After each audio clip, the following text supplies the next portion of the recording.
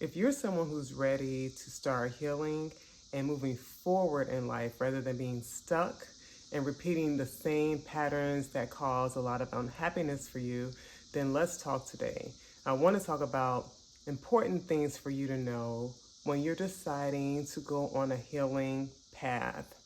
3 particularly important things that I would like you to know. So the first thing that I would want you to know is I need your assistance in hitting the like button and hitting the subscribe button so that my content will get out to more people so that they can also be in a point to address their dynamics that impact their mental health and to do this from a holistic standpoint. But the first thing I would want you to know when it comes to healing and being on that courageous path of healing is that it is necessary. There's no real way around it when we want to really, truly achieve happiness and joy and freedom from the things that have been impactful in the past. It is important to heal from those things, to grow through those experiences that you've had.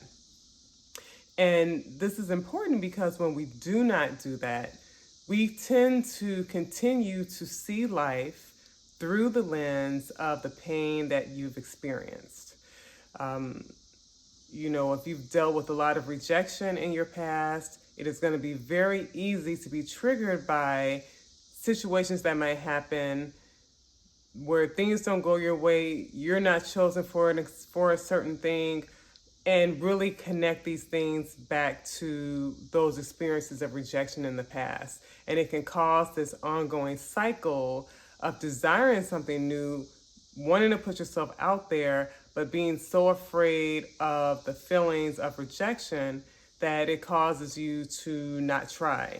And that's just dealing with rejection. This can also be dealing with someone who has felt like they have to really prove themselves because they were in a home where parents were highly critical or very demanding on success and what success meant. And even if success is a thing that now equals having a level of value. When we're dealing with coming from challenges and hardships, trauma in our past, these things show up oftentimes in how it is you see yourself. Self-acceptance, acceptance from other people, your value as a person, how other people value you. All of this can get very skewed when you are really coming from a place of trauma and challenges that just haven't been addressed yet. So keep in mind that it is very necessary to heal so that you can start to have a completely different perspective of life that is absent of the harmful experiences that you've had in the past, the things that may come back up so frequently that it seems hard to escape it. So healing is necessary so that you can see new visions and new paths that were clouded by the experiences of your past. Number 2, what is something that is important for you to know when you are on a healing path? Healing doesn't look like getting better and better and better and just on this constant incline of growth and never having to experience things of the past. Sometimes healing in the experiences that you have had are deep, and you can have moments where you are just on this incline and then you take a dip, and then you're in the incline again and then you take a dip. The thing that I really want you to know about this is to not be hard on yourself if that happens, and to not be discouraged if that happens, because healing is not linear, it's not a straight line. There are curves and dips and turnarounds that happen sometimes. But what is important as you are growing through this healing experience, because this is what happens, growth happens when you have the courage to heal. You will find that there are a lot of lessons in those dips and those curves that happen. And those dips and those curves are the things that will actually contribute to your growth. They are the things that will contribute to certain things not being an issue for you anymore, because as you experience them with this awareness that you'll have more of when you're healing, there's a lot of insight you get through that. And you can learn so much from it and process a lot of it in the midst of an intentional path of healing. So just know that healing is not linear, and I really want you to know that so that you're not discouraged if you are having a period of time when you're on this healing path and everything is growth and everything is for movement and insights and aha moments.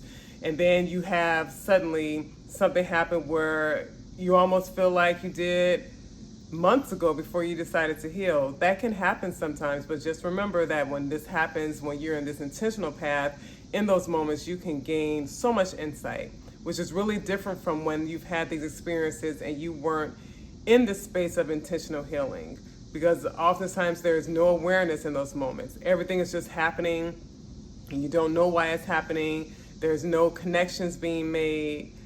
But when you're healing, your eyes are open wider, so you're having experiences and you're thinking about the experiences more. You're analyzing the experiences more. So healing is not linear. So be gentle on yourself and do not be discouraged. I recently worked with a patient who had been dealing with a lot of distress as an adult, a lot of anger, a lot of pain, and had some unhealthy coping mechanisms that they were using in their current life.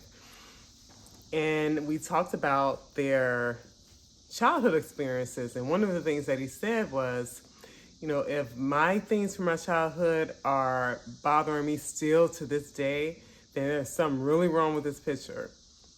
And so I really want you to know, if you're on this healing path, to not feel shame if you are dealing with experiences that are still impacting you 20, 30, 40 years later, because that is a big part of dealing with childhood trauma. Those childhood traumas can follow us into our adulthood and well into our adulthood. And it's not just about getting over something. For someone who had things happen to them when they were not able to really be in their power. So understanding that there's more to that dynamic. It's a lot of things that happen that impact your brain development and how you are now using your brain. So time is not the factor to be concerned with if you've dealt with childhood trauma. I'm going to throw a bonus in there.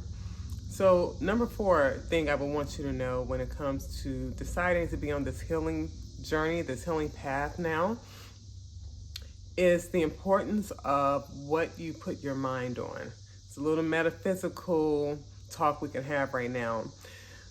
And I say this because when we are coming from a place of dealing with a lot of trauma, one of the things that many people can deal with is intrusive thoughts. It's the things that come up that you don't want to come up. Sometimes they come up in your dreams and they're nightmares. Sometimes it's flashbacks that people have. And it is important to process things so that this can be impacted and have coping strategies to really help in those moments.